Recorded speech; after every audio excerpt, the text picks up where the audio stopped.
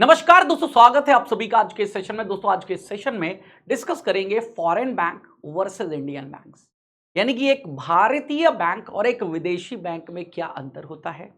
बहुत डिटेल में जानेंगे क्या आरबीआई के रेगुलेशंस के अकॉर्डिंग इन दोनों में डिफरेंस होता है। Reserve bank of India obviously India में सारे बैंकों को रेगुलेट करने का और सुपरवाइज करने का काम करता है, तो इन दोनों के लिए क्या कुछ अलग नियम हैं, यानी कि ये फॉरेन बैंक्स जो इंडिया में आते हैं काम करने के लिए, क्या इनके लिए कुछ अलग से नियम हैं, वो भी हम आज के इस सेशन में चर्चा करेंगे।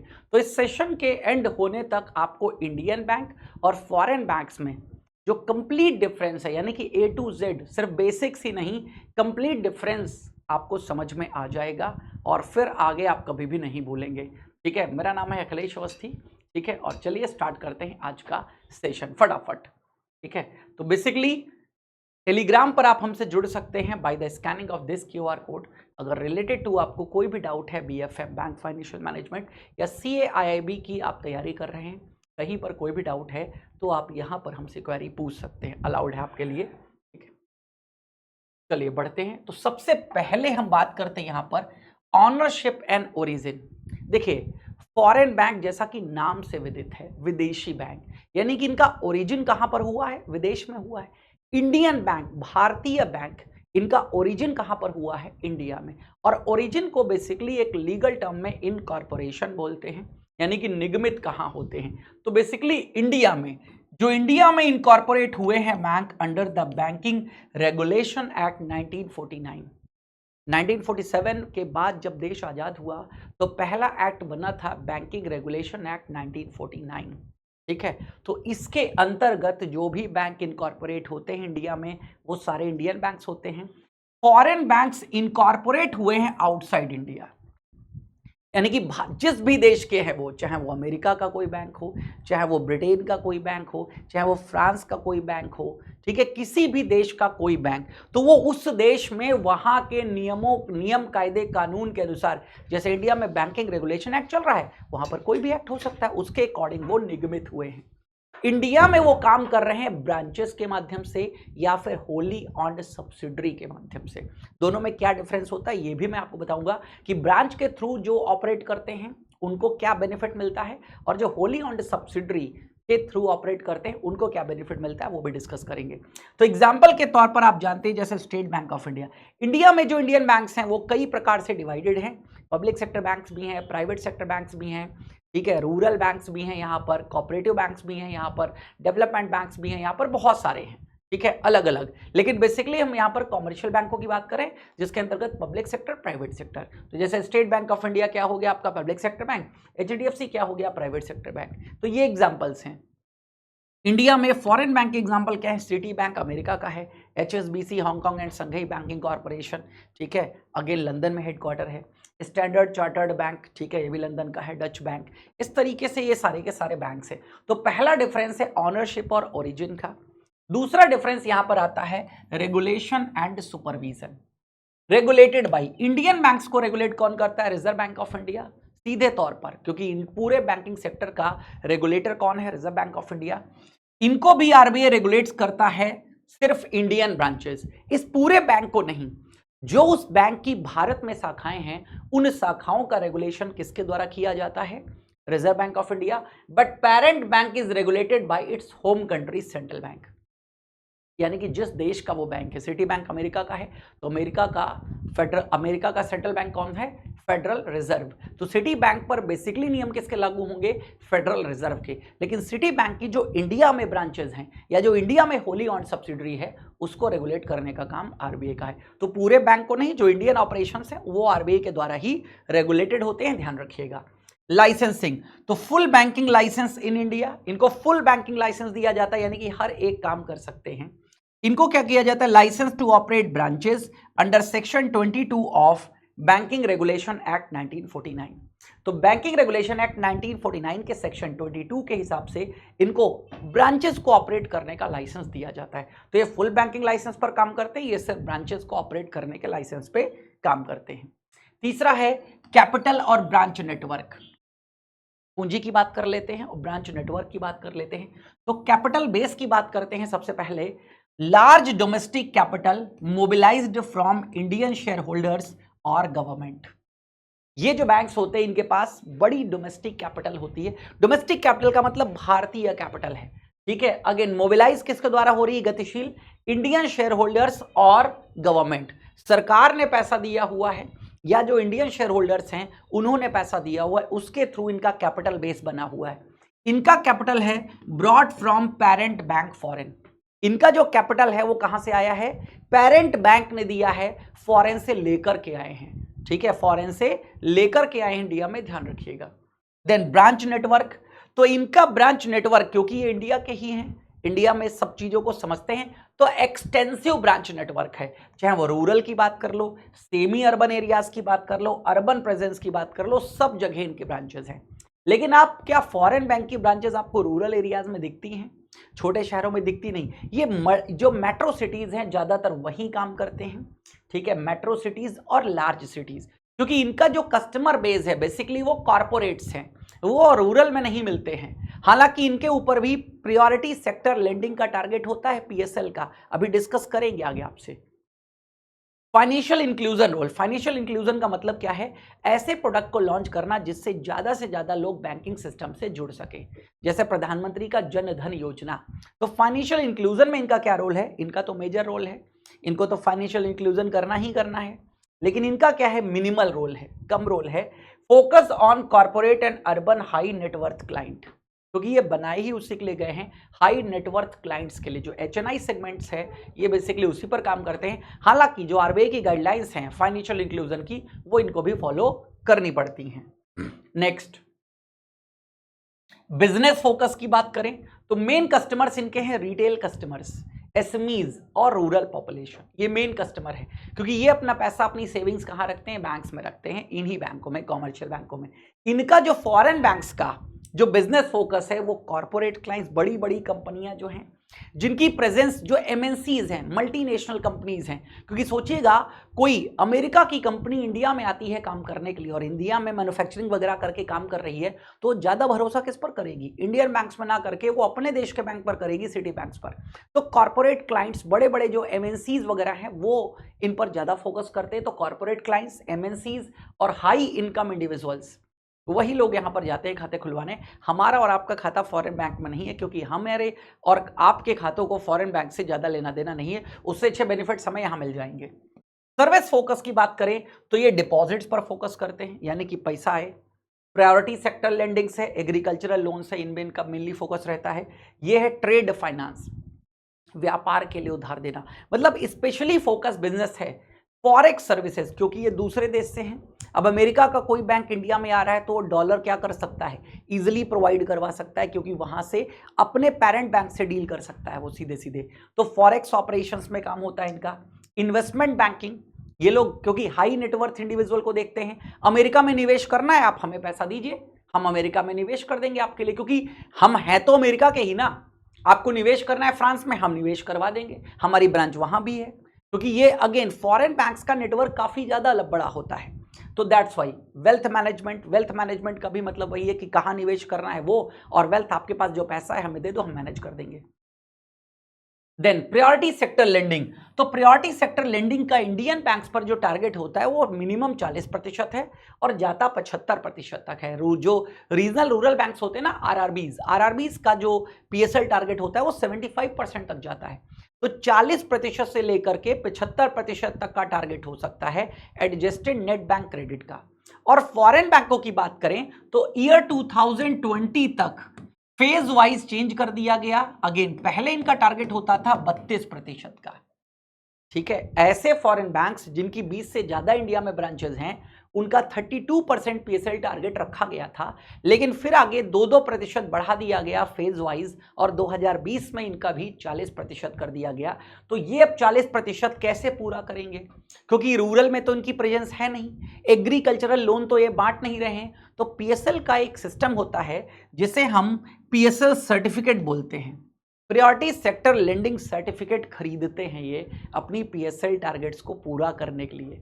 यानी कि ये डायरेक्टली लोन ना देकर के सर्टिफिकेट्स वगैरह खरीद करके अपनी जो लेंडिंग टारगेट्स है उसको पूरा करते हैं, या फिर रीफाइनेंस करते हैं जो एनबीएफसीज हैं या जो एमएफआईज हैं, माइक्रो फाइनेंस इंस्टीट्यूशंस हैं, इनको रीफाइनेंस देकर के, यानी कि जो उनकी प्रेजेंस वहां पर है वो लोन बांट देंगे आपकी तरफ से। इस तरीके से ये अपनी पीएसएल के टारगेट्स को पूरा करते हैं। तो इनका टारगेट 40% ही है एएमबीसी का एडजस्टेड नेट बैंक क्रेडिट, और इनका 40 से 75% हो सकता है।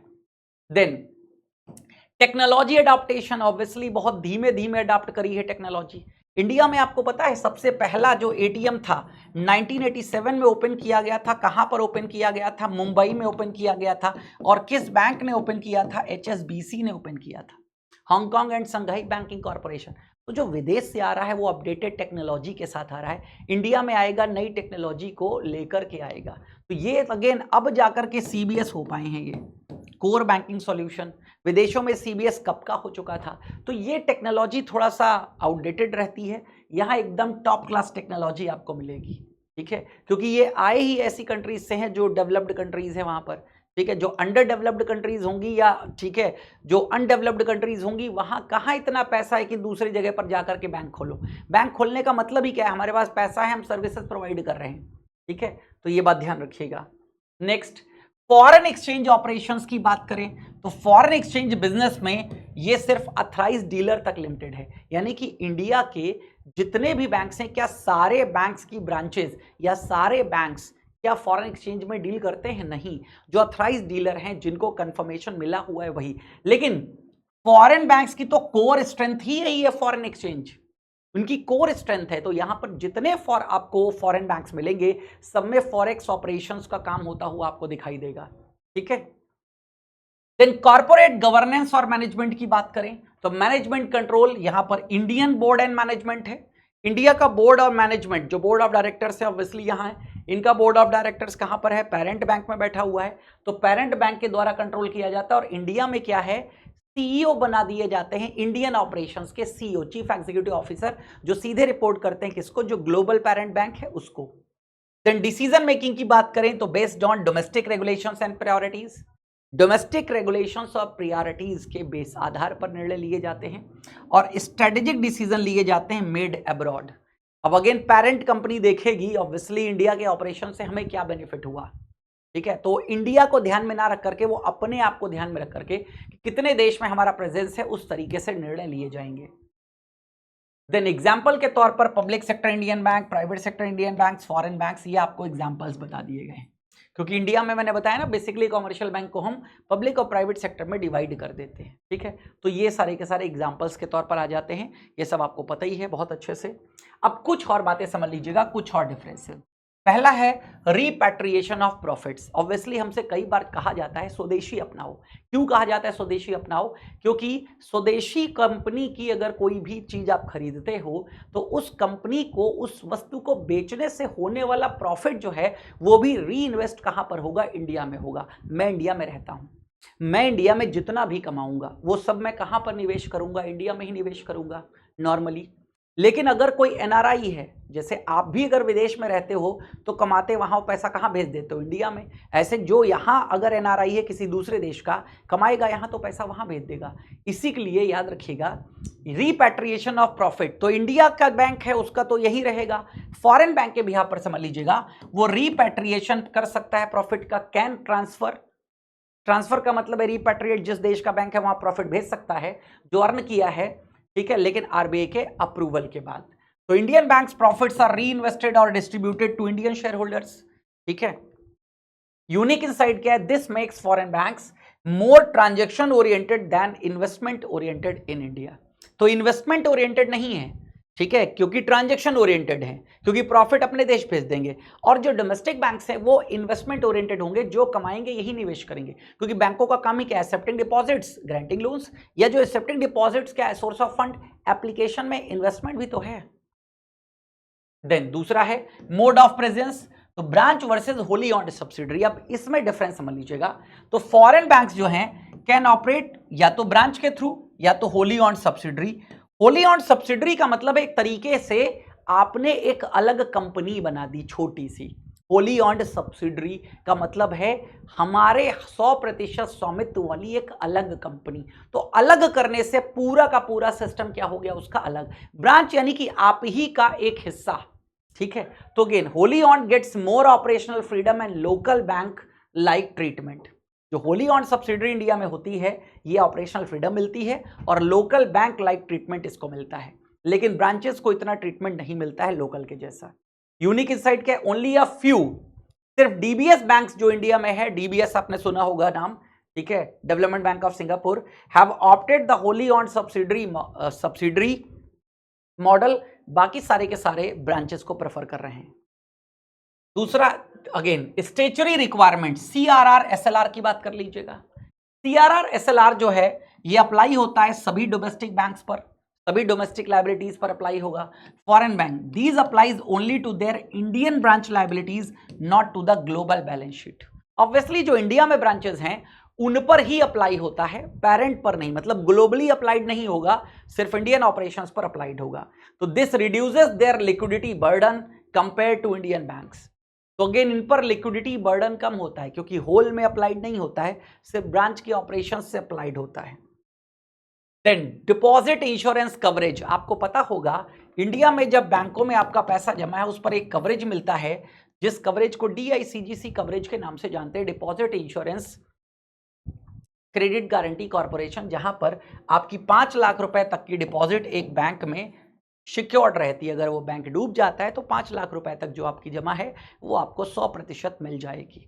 यहां पर क्या होता है, इंडियन बैंक्स में तो सिर्फ 5 लाख रुपए तक का है, जो फॉरेन बैंक्स हैं ये इंडिया वाला तो कवर है ही है यहां पर, लेकिन ये फॉरेन की तरफ से भी कवर अपनी तरफ से बोल देते हैं। जो एचएनआई सेगमेंट है कहते हैं हमारे ऑपरेशंस तो ग्लोबली है ना, हम आपको सिर्फ यहीं का कवरेज नहीं अपना ग्लोबल कवरेज भी दे रहे हैं, जिससे आपका पैसा और ज्यादा क्या हो जाता है, सिक्योर हो जाता है। सिर्फ इंडिया का कवरेज नहीं, फॉरेन का भी कवरेज आपको मिलेगा। तो एडिशनल पेरेंट गारंटी भी आपको मिलेगी, तो ये बात ध्यान रखिएगा। तो अगेन सर्टेन फॉरेन बैंक जैसे सिटी बैंक्स हैं ये क्लाइंट्स को डबल इंश्योरेंस देते हैं, डीआईसीजीसी का तो इंश्योरेंस है ही है, साथ में पेरेंट गारंटी।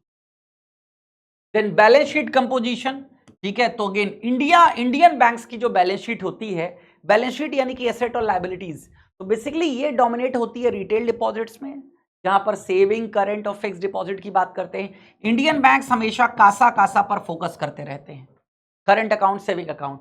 फॉरेन बैंक्स जो होते हैं ये हैवली रिलाई करते हैं किस पर, इंटर बैंक बोरोइंग्स, ठीक है, एक दूसरे बैंक को बोरो करना ये ज्यादा होता है यहां पर, और कॉर्पोरेट डिपॉजिट्स यानी कि बड़ी बड़ी कंपनियों के डिपॉजिट्स, ठीक है, up to 70% of their deposits. Unique insight ये है कि 70% तक इनकी जो डिपॉजिट्स होती है वो बल्क डिपॉजिट्स होती हैं, रिटेल नहीं होती, छोटी मोटी नहीं, बड़ी बड़ी, making their funding cost volatile. इनकी जो फंडिंग कॉस्ट है वो वोलेटाइल होती है क्योंकि रिटेल में ज्यादा दिमाग लगाना होता है। एक्सपोजर लिमिट्स की बात करें तो इंडियन बैंक्स की एक्सपोजर लिमिट्स क्या होती हैं, आरबीआई फिक्स करता है ऑन देयर ओन नेटवर्थ, इनकी नेटवर्थ के अकॉर्डिंग फिक्स करी जाती हैं। फॉरेन बैंक्स का जो एक्सपोजर है वो लिंक्ड होता है पेरेंट कंपनी के साथ में, ग्लोबल कैपिटल होती हैं, तो लार्ज कॉर्पोरेट लोन्स भी ऑफर कर सकते हैं क्योंकि इनके पास ग्लोबल पैसा है। Example, Standard Chartered Indian can lend more per borrower than most Indian banks due to higher parent capital, ठीक है, ये ज्यादा दे सकते हैं, मतलब फॉरेन बैंक कॉर्पोरेट बोरोवर्स को ज्यादा बड़ा अमाउंट उधार दे सकते हैं, इंडियन बैंक्स इतना नहीं दे सकते क्योंकि इनकी नेटवर्थ के बिहाफ पर रिस्ट्रिक्शंस लगी हुई हैं यहां पर। एक लास्ट है क्राइसिस टाइम बिहेवियर। क्राइसिस, अगर कोई भी इकोनॉमिक क्राइसिस आती है तो याद रखिएगा इंडियन बैंक्स जो हैं इनको गवर्नमेंट सपोर्ट मिल जाएगा। जैसे अगेन अभी एक कॉन्सेप्ट आया था ना, too big to fail, too big to fail, ठीक है, ये आप जानते हो, सिस्टमेटिकली इंपॉर्टेंट, सिस्टमेटिकली, ठीक है, इंपॉर्टेंट बैंक्स, एसआईबीज।